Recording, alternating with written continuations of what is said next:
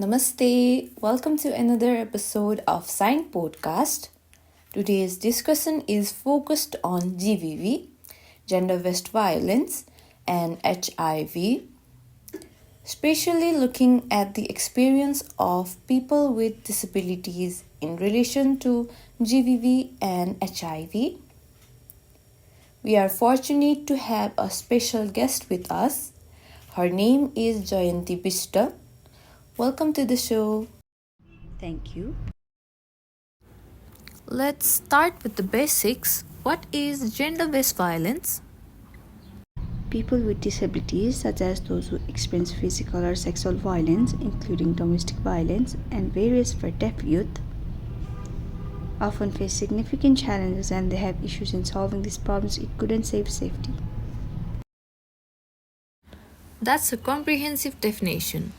How does GBV intersect with people with disability and HIV/AIDS in Nepal? People with disabilities, especially women, experience GBV at much higher rates. Studies show up to 80% face violence in their lifetime. This increases the risk of HIV due to sexual violence, lack of access to protective measures, and limited support services like post-exposure prophylaxis. What's the situation like globally? How prevalent are these issues worldwide, and in what form does GBV manifest? Globally, 1 in 3 women has experienced physical or sexual violence. In Nepal, 22% of women aged 15 or 49 report physical abuse and 7% report sexual abuse. Alarmingly, 66% of survivors don't seek help due to stigma and lack of accessible services. How many types of gender-based violence exist in your opinion? GBV falls into 5 types: physical violence, assault or unlawful physical harm; sexual violence, harassment, assault or coercion; psychological violence, intimidation, threats or verbal aggression; socioeconomic violence, economic harm or deprivation; harmful traditional practices, forced marriage or female genital mutilation. What you are saying is very important. Regarding GBV, gender-based violence, and HIV, what do you think should be added or further discussed on this topic? Yes, that's a good question. There are still many challenges, including social isolation. People with disabilities face significant difficulties in accessing sexual education. Many of them are unable to speak up about their struggles. The issue is not fully understood in the education system. And there is a fear about approaching organization and speaking up due to concerns and worries. Their lives have not been easy as they face many problems. This is very important. Regarding the issue of GBV and HIV, how can we address this problem now? Is there anything more that can be done to solve it?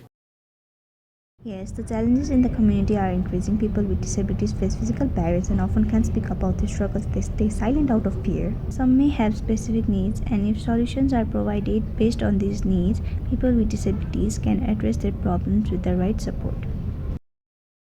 Individuals and communities have faced many GBV issues, and the question is how to address and solve these problems. What do you think can be done? Now, one type of violence they face is physical, and access to education is also very important. Raising awareness about education helps improve understanding among people.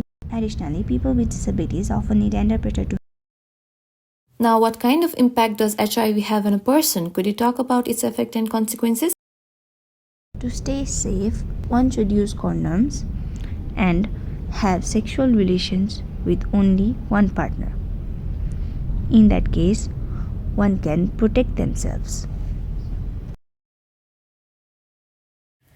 Why is the topic of AIDS and HIV important for deaf youth? The topic of AIDS and HIV is very important for deaf people because they often do not receive proper sexual health education. Due to this lack of education in SRHR, the issue becomes even more critical. If they have access to proper information, they can address problems and find solutions. That is why sexual health education is extremely important. How can persons with disabilities protect themselves from gender-based violence and HIV/AIDS? Ensuring convenience in healthcare and access to information is essential. Law, information, and communities must understand the unique needs of people with disabilities.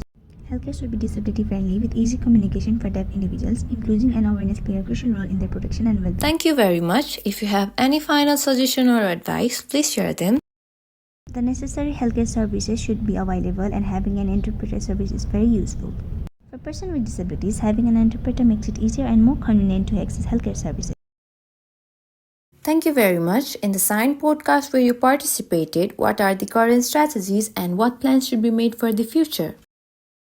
Additional healthcare service should be included, interpreter service should be expanded, and peer education should be strengthened.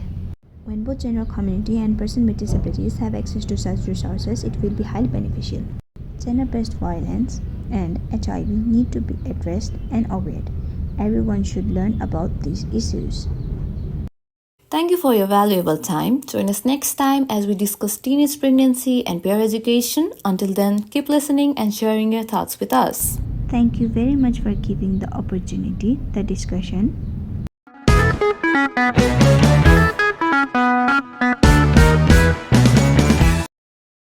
Now we have finished our conversation very joyfully.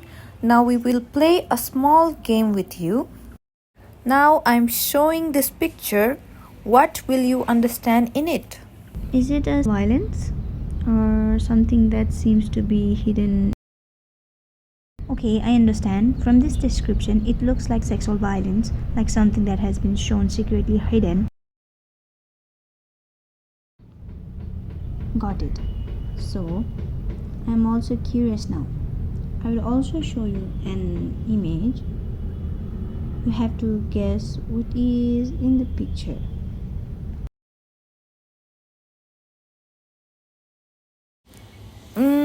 Is it education?